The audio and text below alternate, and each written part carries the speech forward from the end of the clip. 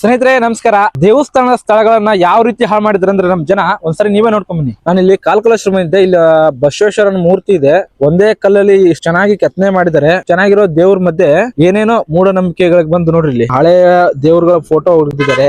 ಬಟ್ಟೆ, ಇಲ್ಲೊಂದ್ ಕೆರೆ ಇದೆ, ಇದ್ರೊಳಗೆ ಎಷ್ಟು ಗಲೀಜ್ ಮಾಡಿದಾರೆ ಅಂತಂದ್ರೆ ನೀವು ನೋಡ್ಬಾರ್ದು. ಇದನ್ನ ಕ್ಲೀನ್ ಮಾಡೋದ್ ಬೇಕಾಗಿಲ್ಲ. ಇದ್ದದ್ದು ಸ್ಥಳನ ಸ್ವಲ್ಪ ಚೆನ್ನಾಗಿ ನೀಟಾಗಿ ಇಟ್ಕೊಂಡು ಹೋದ್ರೆ ಅಷ್ಟೇ ಸಾಕು. ನೋಡಿ, ಇಷ್ಟು ಪ್ರಕೃತಿ ಮಧ್ಯೆ ಇಷ್ಟೆಲ್ಲಾ ಚೆನ್ನಾಗೈತೆ ನೋಡ್ಬೋದು ನೀವು. ಇಲ್ಲೆಲ್ಲ ಚೆನ್ನಾಗಿದೆ. ಮಳೆಗಾಲದಲ್ಲಿ ಇದು ಸ್ವರ್ಗ ಗಾಯ್ಸ್, ಸ್ವರ್ಗದ ತರ ಇರುತ್ತೆ. ಇಂಥ ಪ್ಲೇಸ್ ನಮ್ ಜನಗಳಿಗೆ ಹಾಳು ಮಾಡಕ್ ಹೆಂಗಾದ್ರೂ ಮನಸ್ಸು ಬರುತ್ತೋ ನನಗಕ್ಕೂ ಗೊತ್ತಿಲ್ಲ. ನೋಡ್ಬೋದು ಇಲ್ಲಿ, ನೋಡಿ ಇಲ್ಲಿ ಎಲ್ಲಾ ತಗೊಂಡ್ಬಂದು ಇಲ್ಲೇ ಸುಡೋದು, ಅವು ಕಾಯಿ ಇಂಥವೆಲ್ಲ ಬಂದಿರ್ತೀರಾ, ಸುಮ್ನೆ ನೋಡ್ಕೊಂಡು ಹೋಗ್ಬಿಟ್ರೆ ಚೆನ್ನಾಗಿರುತ್ತೆ. ಈ ತರ ಎಲ್ಲಾ ಗಲೀಜ್ ಮಾಡೋದು ಸರಿ ಅನ್ಸಲ್ಲ. ಇನ್ನೊಂದು ಇಲ್ಲಿ ವಿಶೇಷತೆ ಏನಪ್ಪಾ ಅಂತಂದ್ರೆ, ವರ್ಷದ 365 ದಿನ ಸಹಿತ ಇಲ್ಲ ನೀರಿರುತ್ತೆ. ಇಂತ ಬೇಸಿಗೆಯಲ್ಲಿನೂ ಇಷ್ಟು ನೀರಿದೆ. ಈ ಪರಿ ನೀರಲ್ಲಿ ಇದನ್ನ ಚೆನ್ನಾಗಿ ಇಟ್ಕೊಂಡಿದ್ರೆ ಜನ ಇದನ್ನ ಕುಡಿಬಹುದಿತ್ತು, ಹೌದಲ್ಲ? ನಮ್ ದೇಶದಲ್ಲಿ ನೀರ್ನ ಪೂಜಿಸ್ತೀವಿ, ನದಿಗಳನ್ನ ಪೂಜಿಸ್ತೀವಿ, ಆದ್ರ ಚೆನ್ನಾಗಿ ಇಟ್ಕೊಳಲ್ಲ ನಾವು. ಏನಿದು ಬರೀ ಪೂಜೆ ಅಷ್ಟೇ ಮಾಡಿ ಸುಮ್ ಕೈ ಬಿಟ್ಬಿಡ್ತೀವಿ. ಬೇರೆ ದೇಶದಾಗೆಲ್ಲ ನದಿನವ್ರೆಲ್ಲ ಪೂಜೆ ಮಾಡಲ್ಲ ಅವರು. ನೋಡಿ ಎಷ್ಟು ಚೆನ್ನಾಗಿರ್ತಾವ ಬೇರೆ ದೇಶದ ನದಿಗಳಾಯ್ತು, ಕೊಳಗಳಾಯ್ತು. ಈ ಪರಿ ದೇವಸ್ಥಾನ ಇದೆ. ಇಂತ ಪ್ರಕೃತಿ ಮಧ್ಯೆಯಲ್ಲಿ ಇಷ್ಟು ಗಲೀಜ್ತನ ಮಾಡಿದ್ರೆ ಸರಿ ಅನ್ಸಲ್ಲ ಅದು. ಓಕೆ, ಏನಾದ್ರೂ ವಿಡಿಯೋದಲ್ಲಿ ತಪ್ಪಿದ್ರೆ ಕ್ಷಮೆ ಇರ್ಲಿ. ಸಿಗೋಣ ಮುಂದಿನ ವಿಡಿಯೋದಲ್ಲಿ.